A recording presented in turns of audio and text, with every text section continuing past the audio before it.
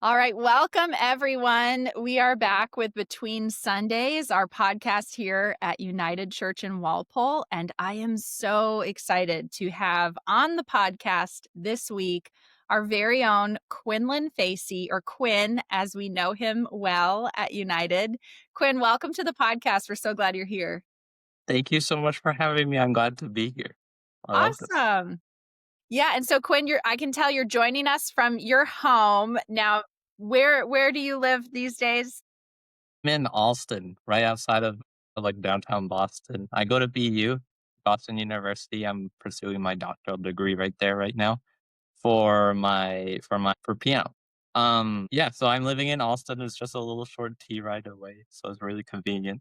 Yeah. Oh, I love it. So you're in the thick of the city, you're in the thick of the music scene in Boston and especially the classical music scene, Mm. um, around the BU campus and all of the amazing musical opportunities that Boston offers. So I just think that's awesome. I think it's exciting for you and your career to be there. And we're just lucky to have you trekking out to United Church for all of our worship services and also for these concerts that you're leading. And that's actually one of the reasons that we wanted to have you on the podcast today was to give us a little information about these really awesome concerts that you are bringing to us in Walpole. You started with some concerts last year, which were hugely successful. People loved them. The caliber of musicians you were bringing to us was next level. And of course, getting to hear you playing these much more complicated pieces than our own church repertoire was really, really amazing.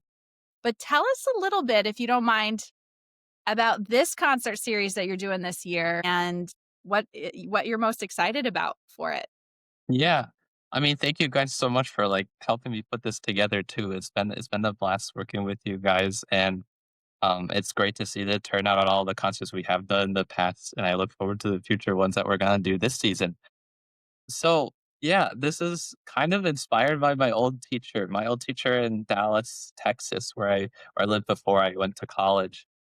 She had this amazing chamber music series with very nice little salon style setting in people's homes. And I just grew to love chamber music, small group classical performances following that. And I really wanted to start my own series. So here I am trying to do exactly that. So chamber music, like I said, small groups is focused around those like, piano trios, like a piano, violin, cello, or string quartets, and maybe some wind groups like we had last year in my own performance with a flute and oboist. We played a lot of flute, oboe, and piano trios. So yeah, it's a smaller setting, at least performance wise. I'd like to also do more solo performances, which is what we're going to actually be doing this Sunday with my own girlfriend Virginia, who is Yay. also a DMA piano student at BU. But yeah, it's a fantastic little smaller kind of scale performances, but with the same equal larger scale works that you would see in a normal, like, symphony hall style performance. I love it. And honestly, I'm glad you brought up Symphony Hall because it feels like our church becomes Symphony Hall when you bring these concerts out to us. It is just unbelievable caliber of music. And we are so excited that your girlfriend is kicking off this series. Virginia is a delight for folks who haven't met her yet. She is sometimes around the church, mostly on Christmas Eve is when we get to see her the most. She'll come to those Christmas Eve services accompanying Quinn, and we always put her to work passing out bulletins. She always loves coming for the holiday services Yeah. and helping out in any way she can. But yeah. Yeah, she's such a sweetheart, and so it'll be so cool to see her really shine in this amazing concert. Now, the theme of these concerts is origin stories. That's what we're calling it. And really the concept came from you in terms of wanting to dive deep into the origins of some of these musical pieces, sometimes the composers themselves, their origin stories, as well as the performers' origin stories. And so tell us a little bit about how you came up with this idea and what you're hoping it'll bring to us.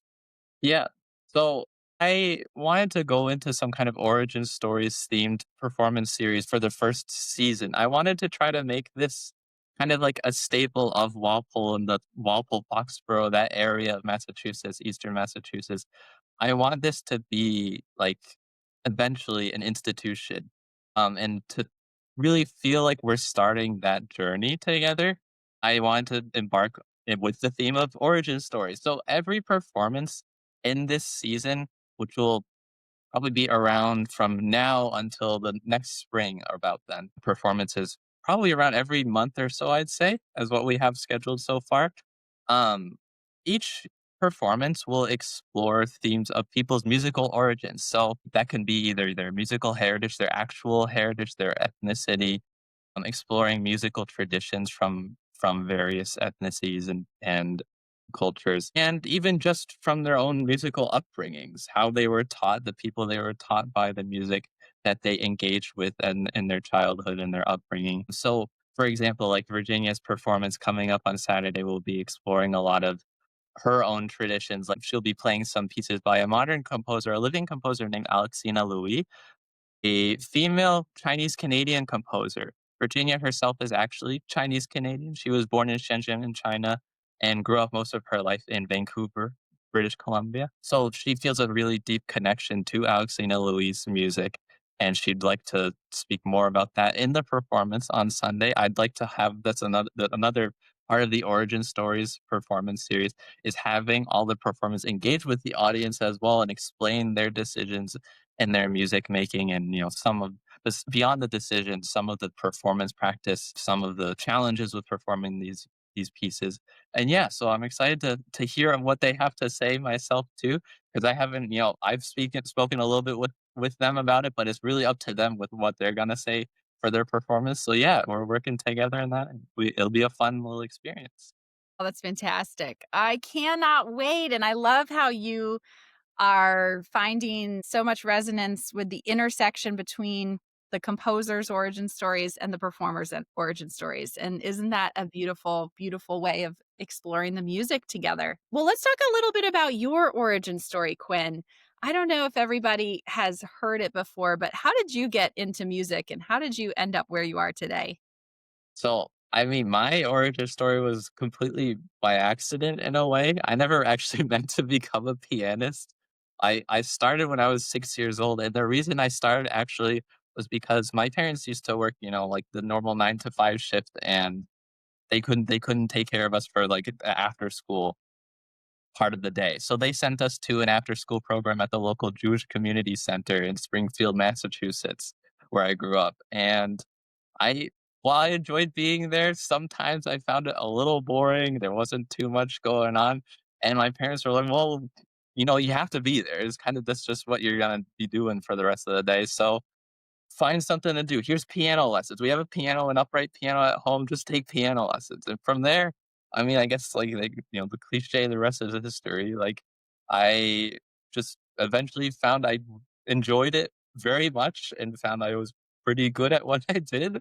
And I had tons of great teachers along the way to help foster that growth and that love for music. And now here I am. Wow, that is so awesome. So from boredom came Yep. passion. Yep.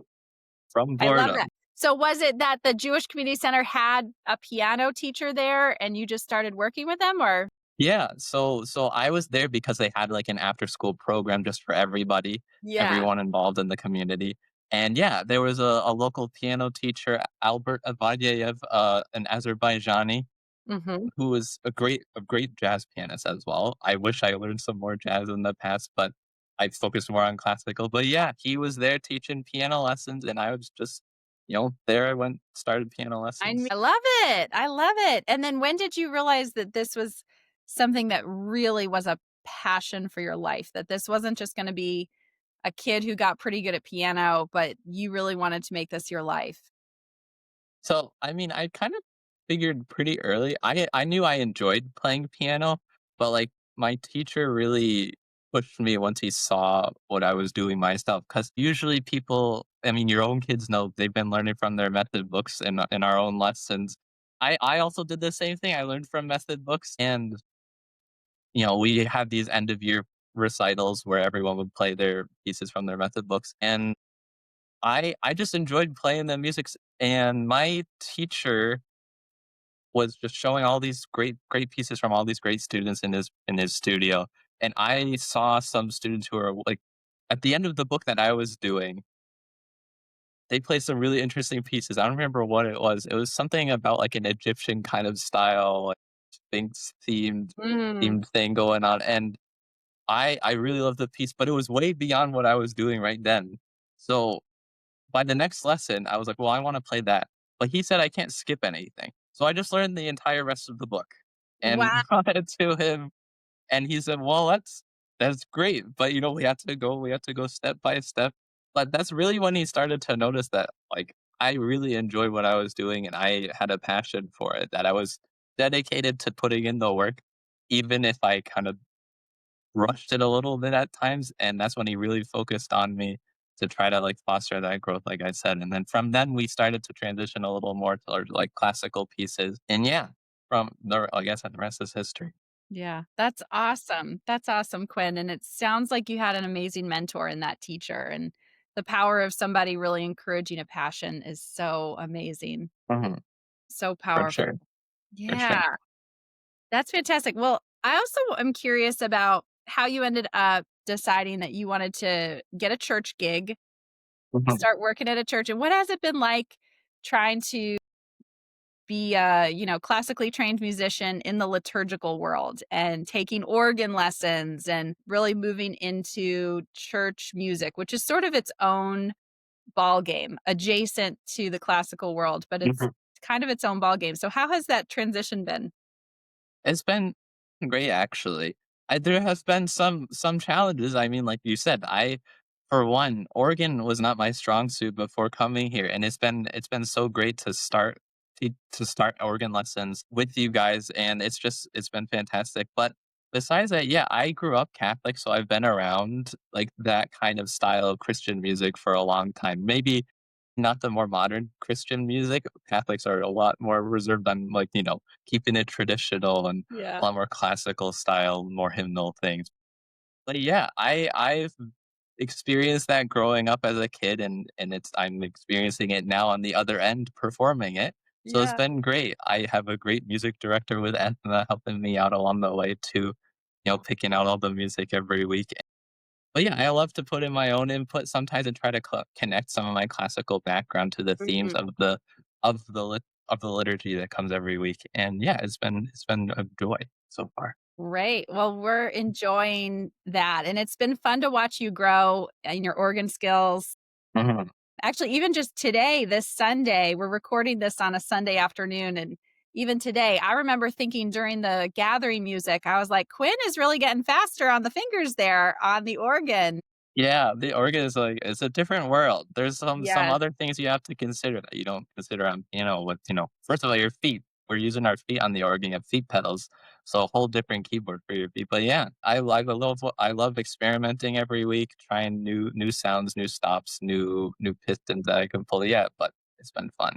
I love it. Well, we're super lucky to have you, Quinn. And, like many, many other people along your path, we saw your amazing potential and scooped you right up because, yeah, like I'm a big believer in you hire people based on potential, not based on necessarily where they are in the moment. And it's just always proved me right. And you are like such a high potential a person that we have in our church. We're so lucky to have you because you are just an amazing musician and continuing to grow in your church world music as well. But we're so excited that this concert series is really also how we get to see you truly shine in the music that you are most trained in performing.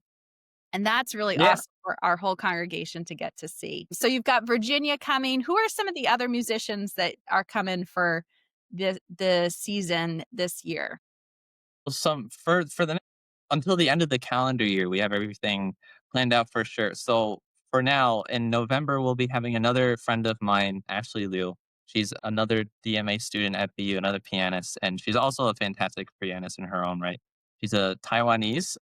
She'll be playing a pretty different program actually from what Virginia's playing, but will also be inserting some of her own experiences growing up Taiwanese and some of her own musical traditions from and from her own teachers, actually. So it'll be a really interesting program, I think. I look forward to it. Then beyond that, we have even a holiday themed performance coming up in December where we'll be playing some Charlie Brown music, some Vince Guaraldi, which will be a blast to play. I love playing the Vince Guaraldi album. We did a little bit of it last year, but we'll be doing a little more of that this year. But probably, I think, hoping to do the whole album. And Yes. then beyond that, I think in January, end of January, the last one we have planned so far, and then you'll have to wait until the spring season. We'll be giving it updates as we go. Yes. We have my own organ teacher, actually, Kathy Meyer, who's the head of the AGO in Boston, the American Guild of Organists chapter in Boston. She's obviously a fantastic organist and performer in her own right, and performs and plays for a lot of churches around northeastern, like Massachusetts area of Andover, especially. And yeah, she'll be playing her own fully organ performance. It'll be a really interesting performance. I don't think organ is a common like classical performance, doing a whole organ program is something you don't Yes. really see very often. No. So that'll be a very unique experience that I think a lot of people will wanna see. So, yeah. Yeah, that's gonna be fantastic, and I'm so glad you brought up Kathy. I know Ethna's really good friends with her, and it's gonna be great to have her come on out to Walpole, and yeah, it's gonna be awesome to hear our organ. We have a beautiful organ instrument that was installed in the church, actually at the church's last capital campaign, and so it's gonna be awesome to hear that organ unleashed with Kathy playing. She is a world-class organist, and you're right that organ is an instrument that very rarely is the centerpiece of a classical program, although it is so. I mean, it generally tends to be the centerpiece of Yeah, traditional church liturgy, but, which is the perfect connection here. I mean, we have the perfect setting for it. I think it's a great way to, introduce some of that to the community yes. and experience Yeah, it. Yeah.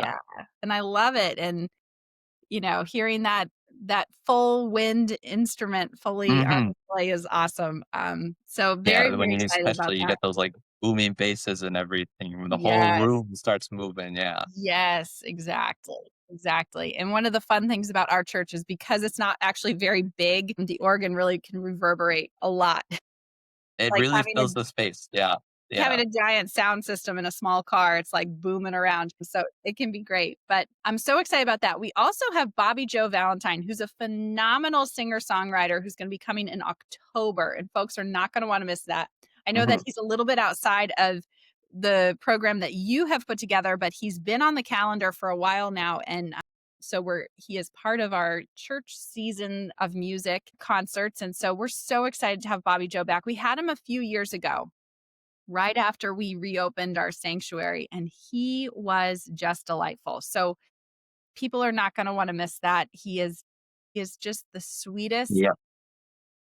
most amazing person, and the way that he weaves his music in with his stories, you feel just so good inside after his concerts. It's like going and hearing the best sermon ever with the most beautiful music, and he is just a delight. So we can't wait to have Bobby Joe back, and it's just gonna be a great year here at United Church. Mhm. So Quinn, thank you so much for bringing Thank all you. of this Thank awesome you. music to us. What's one thing that you're hoping the most that people get out of all of these concerts this year? I just really hope that people wanna feel a connection. I think that's the real thing I try to get with any classical performance and what I'm really focusing on with this series. It's just feeling that emotional connection to the music, but not only the music, but the performer. You'll Yeah. be able to meet the performers before and after the recital. You'll be able to talk with them about their music, their upbringing, and you'll hear them speak about their pieces before they play. I really hope that people enjoy that part of the music making process and seeing musicians for how they are just as people. And yeah, I hope people enjoy that. I hope people enjoy the music, and I look forward to many concerts coming up in the future. Yay, we do too. Well, it's been such a delight to have you on, Quinn. Thank you for your beautiful music this morning, and thank you for all this beautiful music that you bring to us. Can't wait for this concert series. So, folks want to know more about how to get tickets. We're going to put links in the show notes. Get your tickets now. Invite friends. This is such an amazing concert that series that we are having here at United Church. this year. And so thank you, Quinn, for putting it all together. Thank you so much. Thank you so much for the help and everything. It's just been just Great. All right. Bye, Quinn. bye bye. See you next Sunday. See you next Sunday.